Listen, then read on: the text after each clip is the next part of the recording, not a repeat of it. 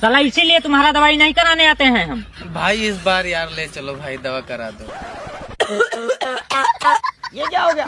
भाई मैंने इसका मुंह बंद कर लिया, इससे पहले ये खांसे तू ऑटो रोका। भैया हॉस्पिटल चलोगे? हाँ भैया चलेंगे, बैठो। चलो भाई, देखो अब मैं क्या करूं। और अभी तो रुको, क्लाइमैक्स अभी बाकी है। अबे तुम ऊपर कहाँ पहुँच गए? अरे यार नीचे उतारो इसको, सीट पे बैठाओ।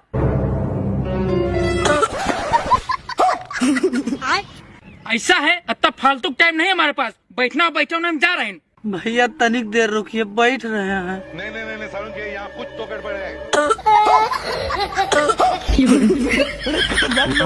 मेरा ऑटो कहाँ गया?